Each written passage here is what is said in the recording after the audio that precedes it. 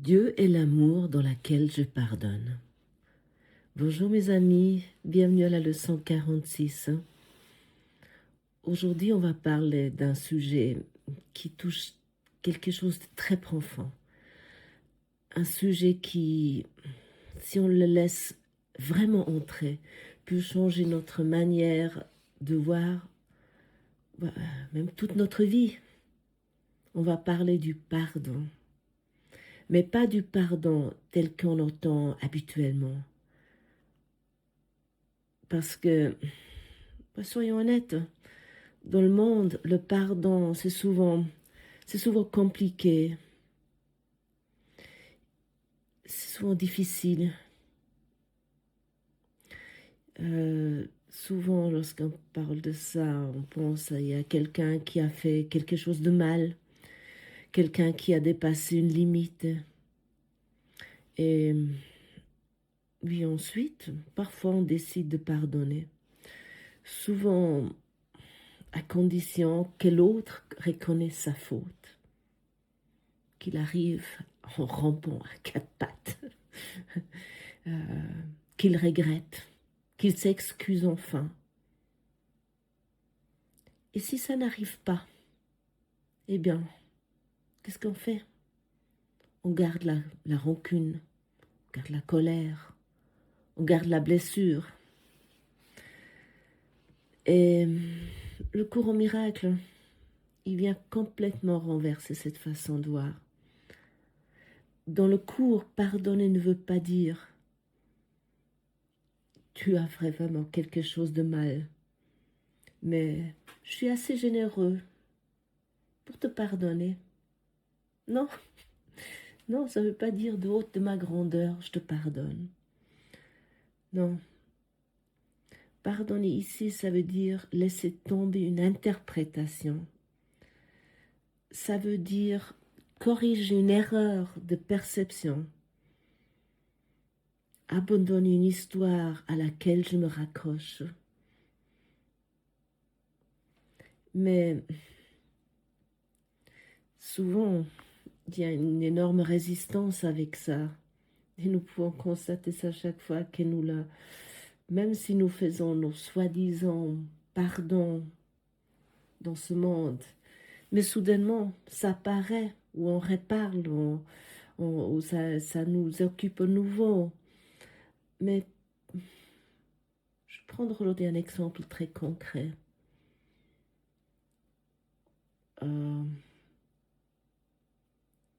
Imaginons, parlons que j'ai vécu une violence, une attaque, oui, quelque chose de réellement traumatisant. Et où il semble avoir un avant, il semble avoir un après. Où ma vie, oui, la vue aussi, parce que je regarde ça différemment. Ma vie ne semble plus être la même. Et oui, dans mon expérience, ça semble être vrai. Et je peux être avec ça jusqu'à la fin de cette vie ici. Et j'ai même pu longtemps observer qu'à quelque part, c'était comme un... Oui, je m'identifiais tellement à ça. Ah oui, je suis quelqu'un de traumatisé. J'ai vécu des expériences traumatisantes. Oui, c'était quelque chose, ça faisait partie de mon identité. Je me disais aussi ça, oui, bien sûr, j'ai des traumatismes, mais j'ai appris avec ça. J'ai travaillé une histoire autour de ça. L'ego, il trouve toujours 12 millions d'analyses et de raisons. Euh, et bien sûr, la question arrive tôt ou tard. Comment pardonner ça? Et comment pardonner si la personne qui m'a fait du mal ne revient jamais? Si elle ne s'excuse pas, si elle ne regrette rien, qu'elle se... elle veut me dire que c'est ma faute, etc. Et là, l'ego, il a une réponse tout près. Oui, la réponse, elle est là, elle est déjà préparée par l'ego. Tu es une victime. Quelque chose t'a été fait et tu as raison d'être traumatisé, d'être en rancœur, d'être en colère, d'avoir des rancœurs. Et l'ego l'adore cette position.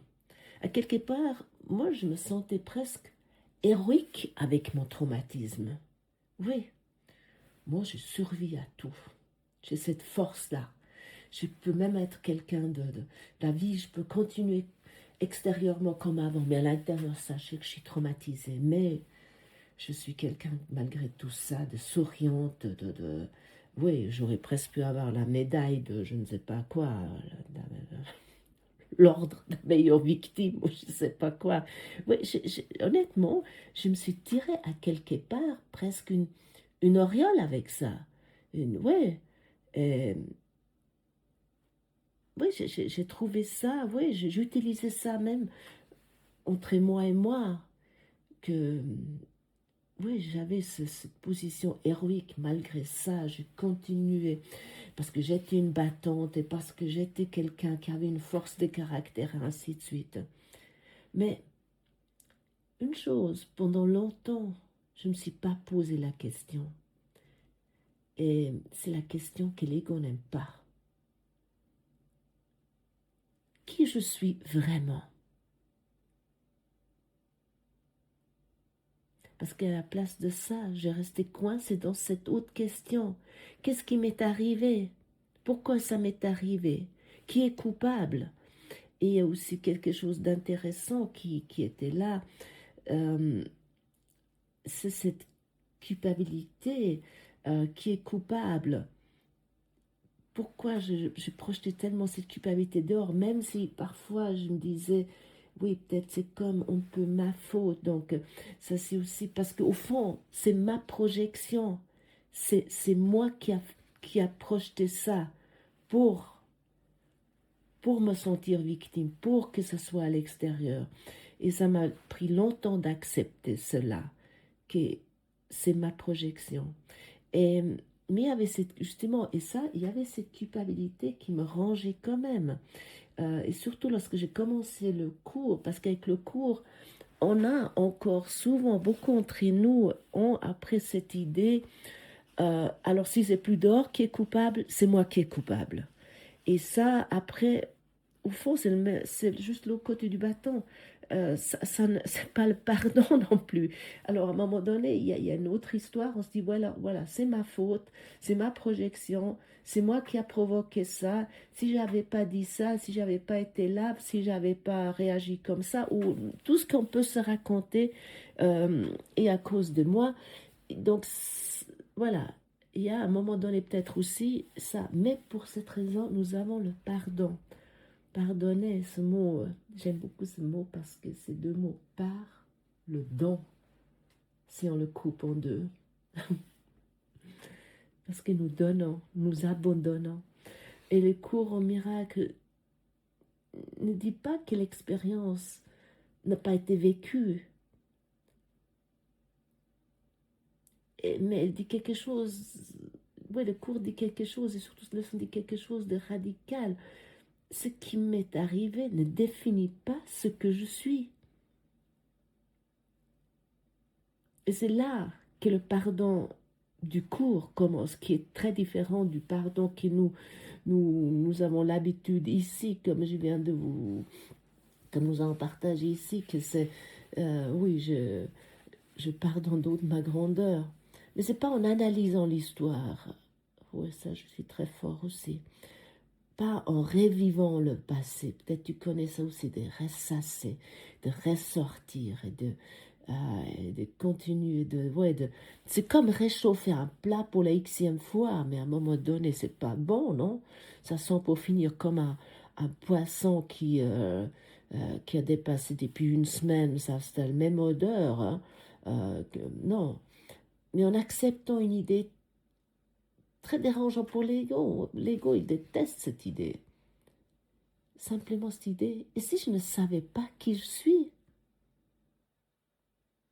Nous croyons tellement de savoir, nous croyons être ce corps, cette personne blessée, cette personne traumatisée, cette identité construite à partir de ce qui nous est arrivé, cette identification avec cette, ouais, avec cette idée, ce qui nous est arrivé, ce qui m'est arrivé. Et le cours, et Jésus le répète sans cesse, nous dit autre chose. Nous sommes les enfants des dieux, tels que Dieu nous a créés. Oui. Et Dieu ne crée pas des êtres inattaquables, non. Il ne crée pas des êtres vulnérables. Dieu ne connaît pas l'attaque. Il ne connaît pas la condamnation. Il ne connaît pas la culpabilité. Et c'est très bien expliqué dans les premiers 3 paragraphes de cette leçon que je vous invite d'ailleurs de lire. C'est vraiment fabuleux. Et pour ça que le texte dit quelque chose vraiment de très fort. Dieu ne pardonne pas parce qu'il n'a jamais condamné. C'est ouais, la clé est là. Il n'a jamais eu de condamnation en Dieu. Alors, au niveau de la réalité, il n'y a rien à pardonner. Et le pardon est nécessaire uniquement parce que nous vivons dans un monde d'illusions. Un monde où nous croyons que l'attaque est réelle, ou que la séparation est réelle. Et la peur, elle condamne, mais l'amour pardonne. Mais je reviens encore une fois sur cela. Pardonner dans le sens du cours n'est pas dire ce que tu as fait acceptable, c'est dire je renonce à croire que cette attaque a le pouvoir de définir ce que je suis ou ce que tu es. Et voici, ouais, la phrase qui fait souvent le plus de résistance. Quand je condamne, je me condamne moi-même. Et quand je pardonne, je me libère moi-même. Puis souvent on se dit, bon, mais ça c'est une jolie phrase. C'est très sympa, c'est nouveau c'est nouveau ces phrases qui sont déjà tellement utilisées. Et pouf, j'ai entendu déjà ça. Mais pour ça que le texte dit ici, tu ne pardonnes qu'à toi-même.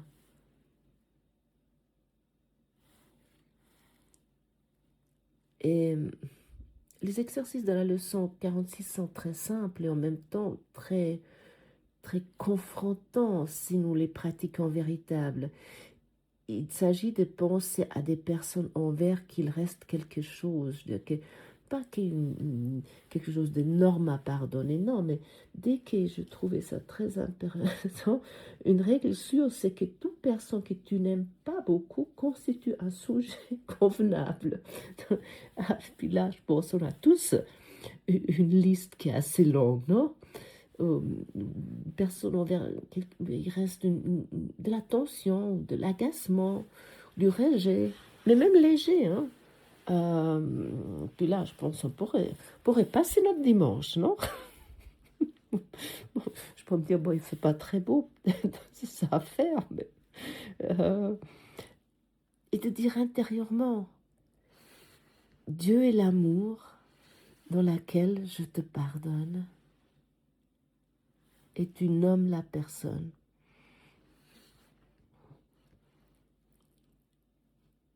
Ou même si tu ne la connais pas, parle-non, peut-être il y a des gens que tu croises et qui t'agacent, ou même peut-être quelqu'un qui t'a insulté ou qui t'a agressé et que tu ne connais pas son nom. Mais parce que c'est toujours là que ça mène, toujours.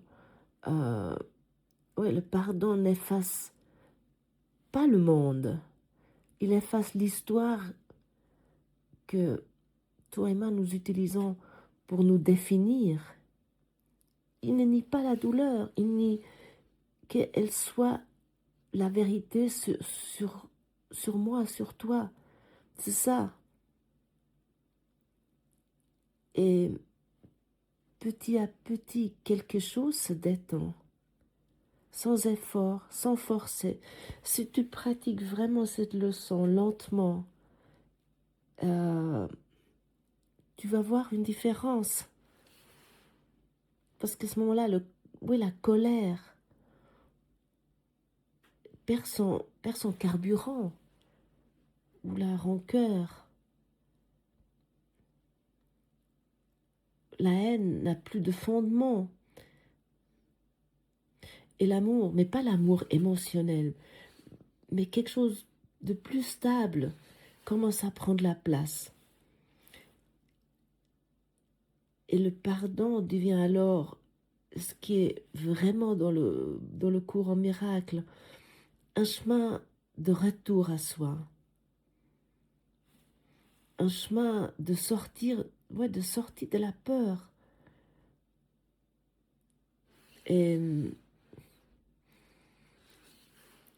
peut-être simplement le rappel de cette idée. Je ne peux pas être coupable parce que je suis telle que Dieu m'a créée. Ça peut vraiment ouvrir quelque chose en toi.